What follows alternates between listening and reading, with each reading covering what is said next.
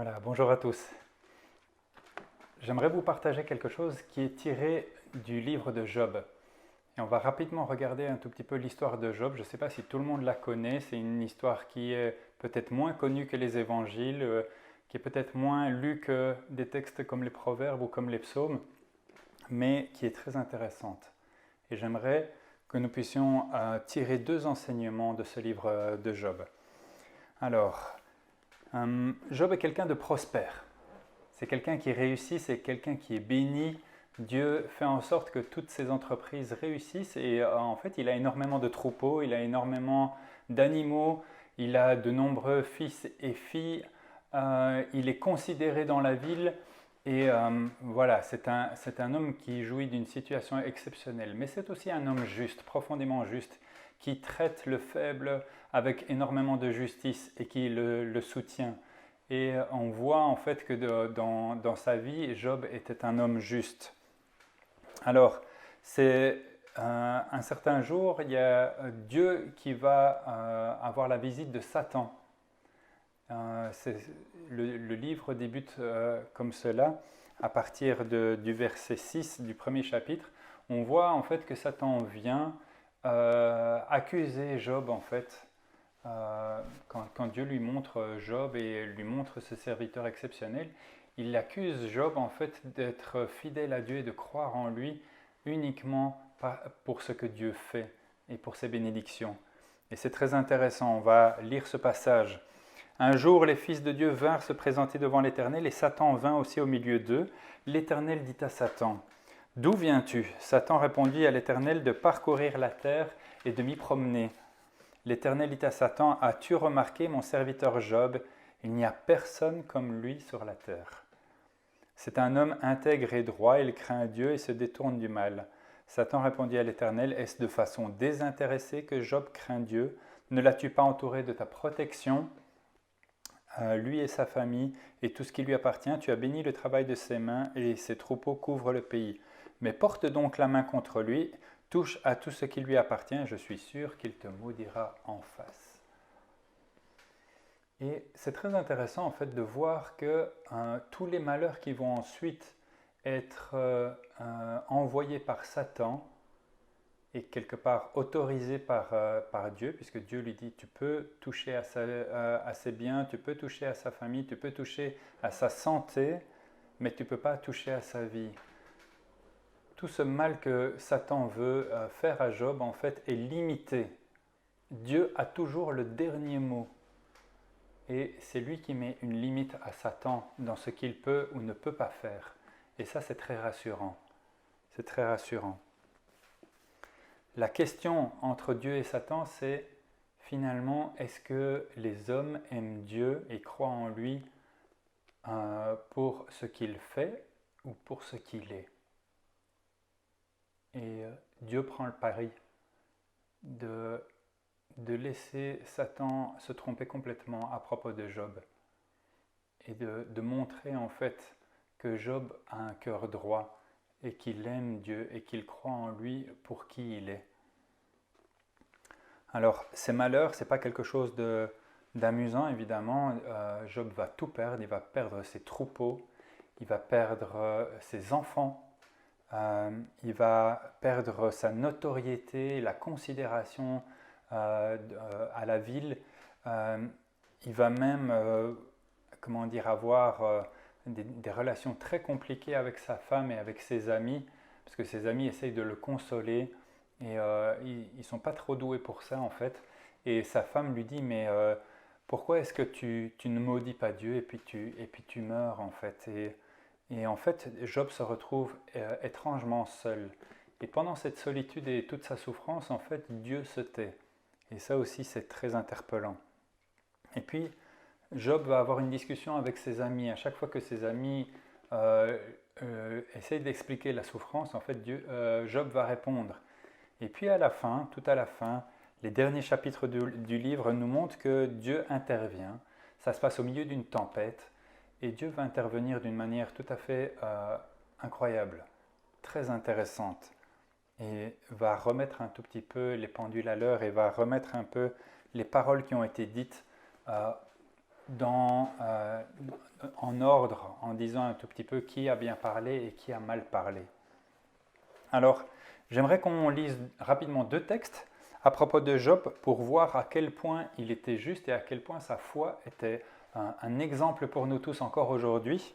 Et le premier texte se trouve dans Ézéchiel. On va lire rapidement Ézéchiel 14, les versets 12 à 14, qui disent ceci. « La parole de l'Éternel m'a été adressée, fils de l'homme, si un pays pêche contre moi en se livrant à l'infidélité et que je déploie ma puissance contre lui, si je le prive de pain, lui envoie la famine et en élimine hommes et bêtes, s'il s'y trouve ces 3 hommes, Noé, Daniel, Job, eux auront la vie sauve à cause de leur justice, déclare le Seigneur. » La justice de Job ne fait aucun doute. Cet homme était profondément juste. Est-ce que ça veut dire qu'il ne péchait jamais? Non, ce n'est pas ça que ça veut dire. Il offrait des holocaustes lui-même, bien qu'il n'était pas prêtre, pour se purifier. Il croyait en Dieu, il avait une grande confiance en Dieu. Donc tout ça nous fait penser que l'histoire de Job arrive à la même période que Abraham, Isaac, Jacob, une époque où il n'y avait pas encore la prêtrise, il n'y avait pas encore la loi de Moïse, il n'y avait pas encore tout ça. Et Job est certainement le livre le plus ancien de la Bible à ce niveau-là. Et ça nous montre en fait que Job est profondément juste. On dit même dans Job 1,5 en fait que quand ses enfants faisaient une fête, après il les appelait pour les purifier. Il se disait mais si jamais ils ont offensé Dieu, il faut absolument qu'ils soient purifiés de cette offense. Et donc il offrait des sacrifices pour ses enfants. C'était vraiment quelqu'un qui avait le mal en horreur, qui avait la crainte de Dieu, qui s'écartait du mal et qui était profondément juste. La deuxième chose qu'on peut dire à propos de Job, c'est qu'il avait une grande foi. Sa foi était solide, sa confiance en Dieu était solide. Il est cité en exemple dans Jacques 5, les versets 10 et 11. Et on lit ceci dans un paragraphe qui parle de la souffrance. Mes frères et sœurs, prenez pour modèle de patience dans la souffrance les prophètes qui ont parlé au nom du Seigneur. Nous disons heureux ceux qui persévèrent. Vous avez entendu parler de la persévérance de Job et vous avez vu la fin que le Seigneur lui a accordée, car le Seigneur est plein de tendresse et de compassion. Effectivement, Job est un livre de compassion qui montre à quel point Dieu est rempli de compassion pour nous. Et donc, Job a une foi forte. La chose suivante que j'aimerais vous dire à propos de Job, c'est que quand on est dans une cérémonie de funérailles, en fait, le texte le plus cité de la Bible qu'on lit lors des funérailles, c'est généralement un texte tiré de Job. Et ce texte, c'est dans Job 1,21. On va le lire ensemble, mais je sais que vous le connaissez déjà par cœur. Et il dit ceci, « L'Éternel a donné, l'Éternel a repris, que le nom de l'Éternel soit béni. » La première leçon que j'aimerais tirer du livre de Job et que j'aimerais vous amener à comprendre, c'est que aujourd'hui encore, des pasteurs, des croyants, des responsables, vous et moi en fait, nous pouvons citer la Bible et parfois, nous ne faisons pas toujours attention à comment nous citons la Bible. Si on va citer un texte hors de son contexte, on peut vraiment faire énormément de dégâts. C'est la mode. Moi, j'utilise mon smartphone pour créer des versets avec une petite image. Et alors, on publie sur les réseaux sociaux. C'est assez amusant à faire et parfois, ça va vraiment parler. Vraiment, le Saint-Esprit peut nous utiliser pour encourager quelqu'un. Mais à force de se focaliser sur une petite image et un petit verset, parfois on ne comprend pas le sens de ce verset, on peut passer complètement à côté. Et on peut vraiment lourdement se tromper. Alors, toute la Bible, c'est la parole de Dieu. C'est ce que nous croyons, qu'elle est utile pour nous enseigner et pour transmettre ce que Dieu dit. Mais à l'intérieur de cette parole, on voit énormément de vies qui ne sont pas des exemples à suivre. Et donc la parole de Dieu contient des histoires de gens qu'il ne faut pas écouter et contient des histoires de gens qu'il ne faut pas suivre, avec des exemples à éviter. Et les amis de Job, en fait, on va le voir dans Job 42, les amis de Job, en fait, vont énormément lui parler pour essayer de le consoler. Mais il y a beaucoup de choses qu'ils vont dire à propos de Dieu qui sont soit fausses, soit incomplètes. Et si par malheur vous utilisez les versets du livre de Job hors de leur contexte, vous pouvez vraiment faire des dégâts parce qu'alors vous allez enseigner quelque chose de faux à propos de Dieu. On lit ça dans Job 42, les versets 7 et 8, qui disent ceci. Après avoir adressé ces paroles à Job, l'Éternel dit à Éliphaz de Théman, c'est un des amis de Job, « Je suis en colère contre toi et contre tes deux amis, parce que vous n'avez pas parlé de moi correctement comme l'a fait mon serviteur Job. Prenez maintenant 7 taureaux et 7 béliers. Allez trouver mon serviteur Job et offrez un holocauste pour vous. Mon serviteur Job priera pour vous, et c'est parce que j'ai de la considération pour lui que je ne vous traiterai pas conformément à votre folie. » Il y a des paroles dans ce livre qui sont des paroles de folie, qui ne sont pas des paroles sages, qui ne sont pas des paroles que nous pouvons appliquer à notre vie sans le contexte dans lequel elles ont été dites. Et on doit vraiment examiner la Bible de cette manière-là, en sachant dans quel contexte les versets ont été dits, dans quel contexte les paroles ont été données. La Bible met en lumière des choses qui sont fausses. Certainement que ça va vous choquer. Mais Jésus a dû reprendre bien souvent les pharisiens ou même ses disciples pour des choses qui étaient fausses dans leur bouche ou dans leur comportement. Les amis de Job, évidemment, ont aussi dit des choses folles et c'est pour ça que Dieu les reprend. Alors j'ai une petite devinette pour vous à propos de la sagesse. Peut-être que c'est quelque chose qui va diviser ceux qui nous regardent en deux clans. Mais ma question, c'est qui est le plus sage entre les hommes et les femmes?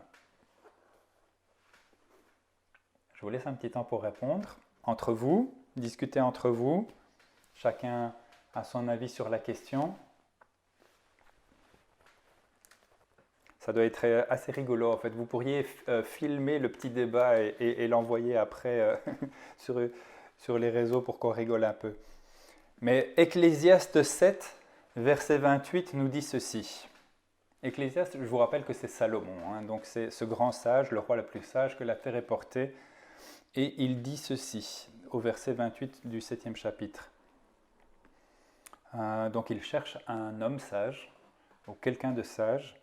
À partir du verset 27, voici ce que j'ai trouvé, dit l'Ecclésiaste, en examinant les choses une à une pour en comprendre la raison, et voici ce que je cherche encore sans l'avoir trouvé. J'ai trouvé un homme digne de ce nom sur 1000, donc j'ai trouvé un sage sur 1000, mais je n'ai pas trouvé de femme parmi eux.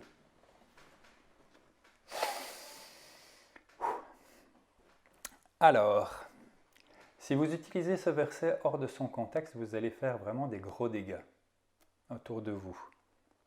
Parce que ce verset, en fait, il est à remettre dans le contexte de la vie d'un roi qui, bien qu'étant le plus sage que la terre ait porté, avait 700 femmes et 300 concubines. Et ce verset, en fait, ne parle pas des femmes en général, mais parle des femmes que Salomon choisissait pour sa vie. Il n'a pas trouvé de femme sage, il ne s'est pas associé, il ne s'est pas marié avec des femmes sages. Et donc ce verset parle uniquement de la situation de Salomon.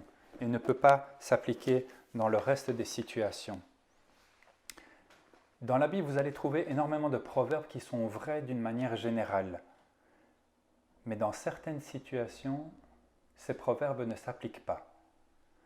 Par exemple, Proverbe 3, les versets 7 à 8.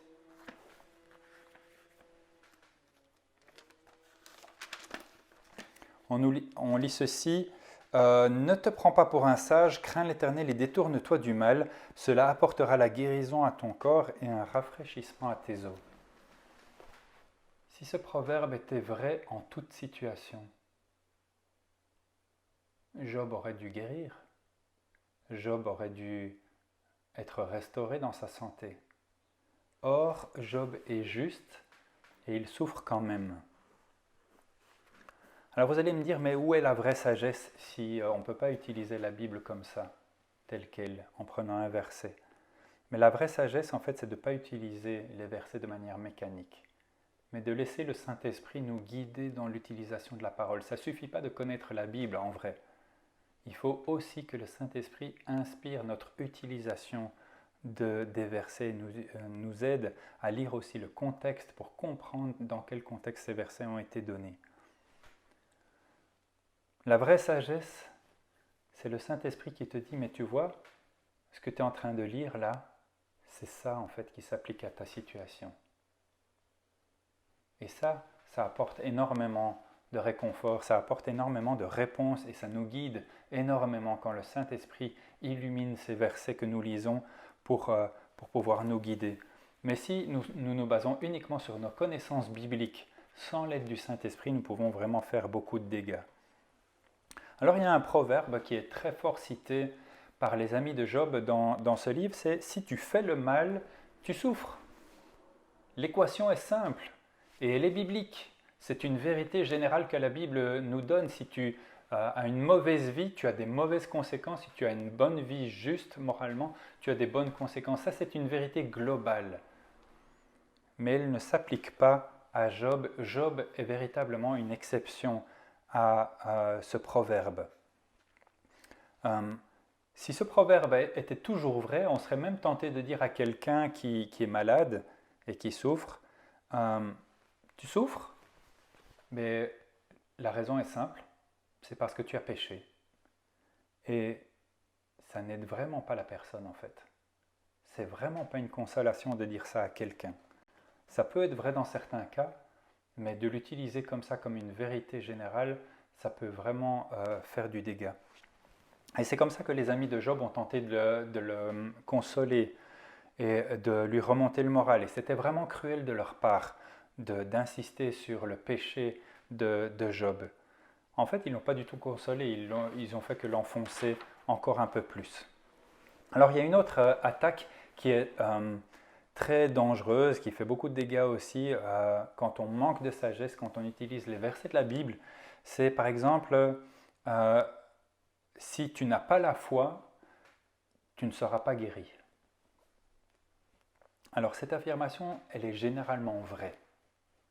Par exemple, Jésus n'a pas pu opérer tous les miracles qu'il désirait opérer parce que les gens étaient incrédules. On trouve ça dans Matthieu 13 au verset 58. Il ne fit pas beaucoup de miracles à cet endroit à cause de leur incrédulité. Sinon, disons que l'affirmation « tu n'es pas guéri, c'est parce que tu n'as pas la foi » est une vérité générale. On va vraiment blesser les gens profondément. La sagesse, c'est toujours de savoir quelle parole de la Bible s'applique à la situation que nous traversons. Les amis de Job ont accablé Job. Et c'était très dur à encaisser pour Job parce qu'il savait qu'il était juste.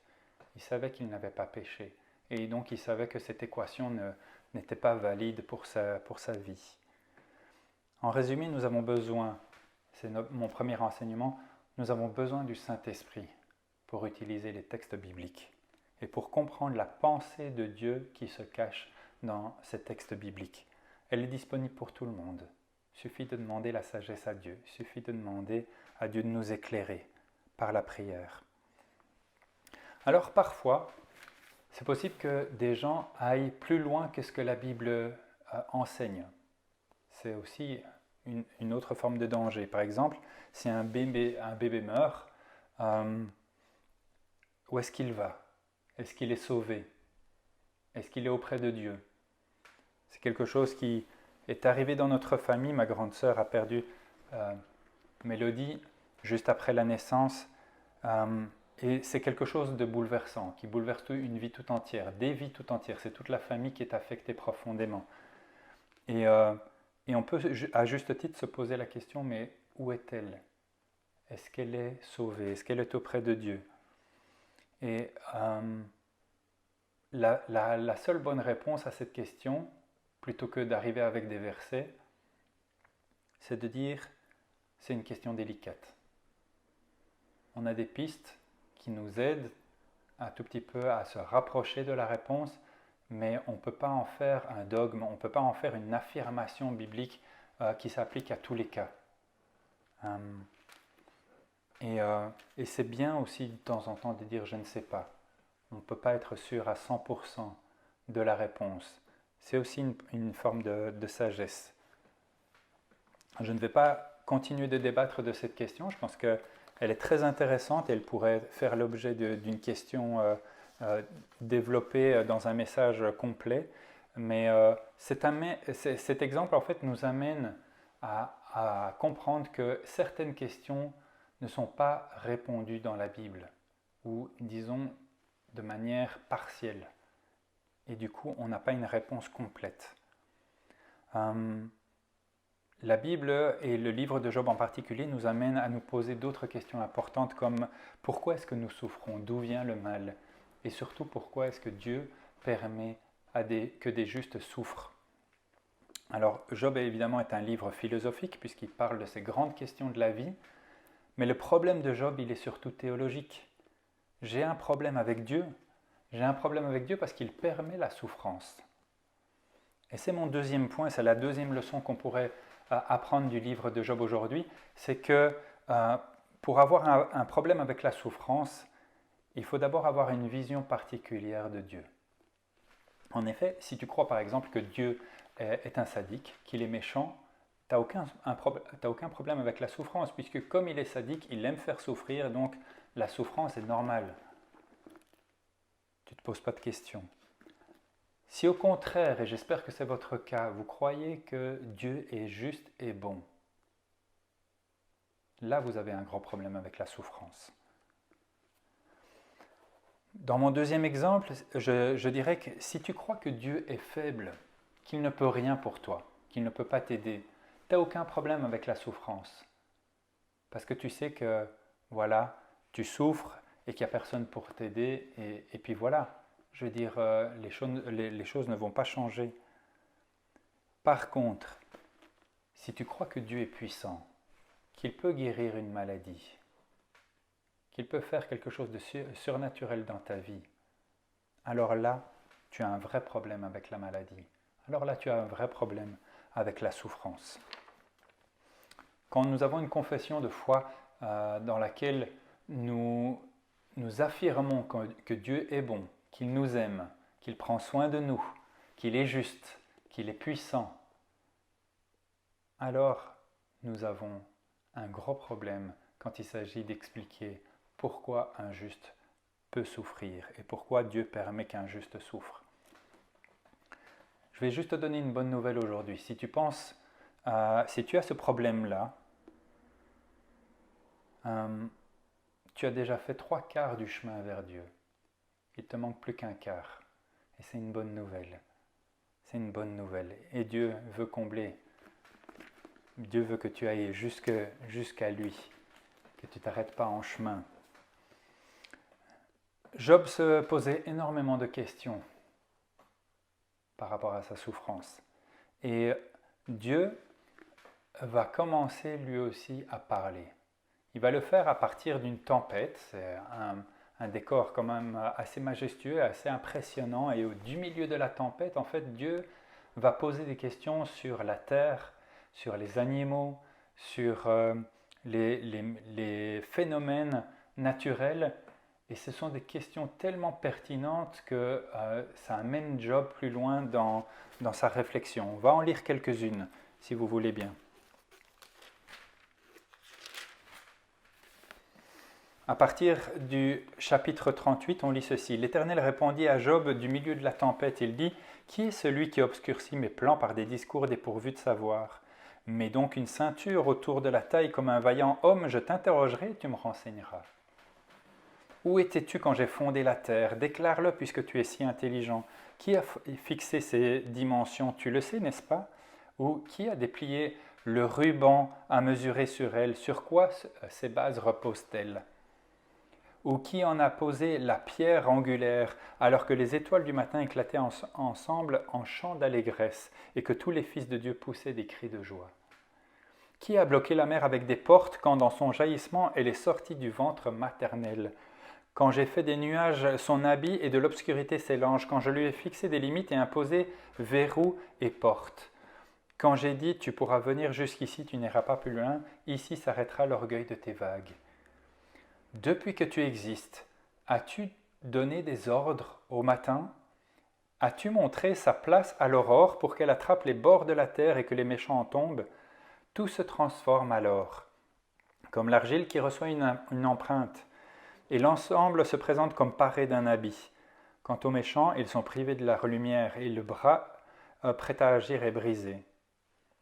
As-tu pénétré jusqu'aux sources de la mer?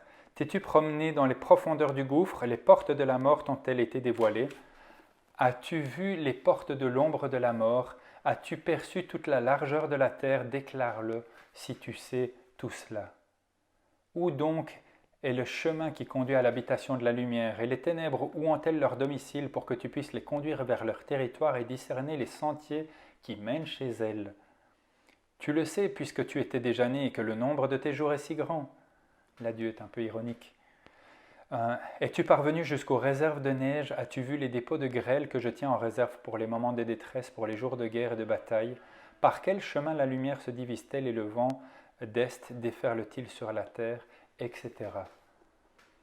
Et ce sont des questions tellement pertinentes sur la puissance et la grandeur de Dieu que ce sont toutes des questions qui vont amener Job à comprendre qui est Dieu et qui est celui à qui il fait plein de reproches. Il va aussi amener Job à accepter qu'il ne pourra pas tout comprendre. Dieu lui pose des questions qui sont au-delà de sa compréhension. Et tout ça l'amène en fait à avoir foi en lui, foi en sa puissance, foi en sa bonté, foi en sa personne. Alors, Dieu ne garde pas son silence à jamais. Et ça, c'est une bonne nouvelle, parce que quand il y a des moments de souffrance, on a l'impression parfois qu'on traverse un désert, que Dieu est silencieux, qu'il n'y a plus le contact avec lui, qu'il est parti, qu'il ne nous parle plus. Et ce silence est extrêmement pesant. Job l'a vécu et peut-être que certains d'entre vous, vous l'avez vécu aussi. Mais Dieu ne garde pas son silence à jamais. C'est une excellente nouvelle. À un certain moment, il va ouvrir la bouche, il va parler. Évidemment, Dieu ne répond pas forcément comme nous l'attendons, mais il est Dieu. Et c'est vrai que dans un temps d'incompréhension, surtout face à la souffrance, face à la mort, nous pouvons exiger des réponses de Dieu. Job l'a fait. Nous pouvons multiplier les reproches envers Dieu, comme Job. Mais Dieu nous conduit toujours plus à le connaître. Et avec la conviction de qui il est, en fait, nous pouvons lui faire confiance. C'est toujours un pas de foi, bien sûr, mais vraiment avec la conviction de qui il est, nous pouvons avoir foi en lui. Alors, Dieu est le seul capable de transformer une situation douloureuse, une situation problématique en quelque chose de bien. Lui seul peut le faire. Imaginez un tout petit peu que votre foi est comme une graine au milieu du désert. Il n'y a aucune pluie. Il n'y a aucun moyen que cette graine germe et donne de la vie. Cette graine, en fait, elle est en attente. Et parfois, en fait, quand nous traversons une épreuve, parfois, quand nous traversons la maladie, eh bien, notre foi, elle est un peu comme cette graine. Et Dieu va utiliser la pluie comme si la souffrance était une pluie qui vient faire germer cette graine. Je vais vous lire ce passage dans Job 38, 25. C'est Dieu qui parle et qui pose la question à Job: qui a ouvert un passage pour les averses, un chemin pour l'éclair et le tonnerre, pour que la pluie tombe sur une terre sans habitants, sur un désert où il n'y a pas d'êtres humains, pour qu'elle rassasie les endroits solitaires et arides et fasse pousser et sortir de l'herbe. Il n'y a que Dieu qui peut faire ce miracle, de faire germer une graine qui est dans le désert. Il n'y a que lui qui peut faire ça. Et il n'y a que lui qui peut transformer la souffrance et l'épreuve en quelque chose de bien pour ta vie. Dans les épreuves, dans la difficulté, dans la souffrance, Dieu t'amène à croire un peu plus en lui. À croire en lui non pas pour ce qu'il fait pour toi, mais pour qui il est. Et en faisant cela, en croyant en Dieu pour qui il est, en fait, tu grandis en maturité. Et ta compassion pour ceux qui souffrent va grandir aussi. Et tu seras à même d'être un consolateur parce que tu seras passé par là et que tu auras cicatrisé, tu sauras qui est Dieu et tu pourras vraiment les consoler. Et c'est important, c'est un rôle très important. Et en faisant cela, tu seras à même en fait de refléter un peu plus Christ pour ce monde et d'être un peu plus à la ressemblance de Christ. Et cette maturité qui vient après l'épreuve, quand tu as cicatrisé, parce qu'il y a un moment où on cicatrise, cette maturité en fait, elle honore Dieu, elle est utile pour ce monde, elle est utile pour ton prochain. Et je veux vraiment te bénir, toi qui passes par là, qui te poses plein de questions. Sache que Dieu ne va pas répondre à toutes tes questions, mais tu peux lui faire confiance parce qu'il est bon, parce qu'il t'aime, parce qu'il prend soin de toi, qu'il est juste et qu'il est puissant et qu'il ne gardera pas son silence à toujours. Je veux simplement prier par rapport à ce texte. Merci Seigneur pour la graine qui est semée, Seigneur, c'est toi qui fais germer, c'est toi qui fais en sorte, Seigneur, qu'il y ait la vie, Seigneur, qui sorte de cette graine, Seigneur, et je veux te demander de faire germer cette parole dans nos cœurs, que nous puissions nous attacher à toi, non pas pour les bénédictions, non pas pour ce que tu fais, Seigneur, mais pour qui tu es, Seigneur. Nous puissions grandir et devenir comme toi, plein de compassion, Seigneur. Amen. Vous savez, encore une dernière chose, Job a eu énormément de compassion aussi pour ses amis, malgré qu'ils aient si mal parlé. C'est vraiment quelque chose de beau aussi qu'on trouve dans ce texte. Et le verset 10 du chapitre 42 nous dit ceci: « L'Éternel rétablit la situation de Jacob quand celui-ci eut prié pour ses amis. Il lui accorda le double de tout ce qu'il avait possédé. » Ceux qui se trompent, Dieu a aussi compassion d'eux. Ceux qui blessent en utilisant mal la Bible, Dieu a compassion d'eux. Il nous amène aussi à avoir de la compassion pour eux et à prier pour eux. Voilà. Que Dieu vous bénisse. Bon dimanche.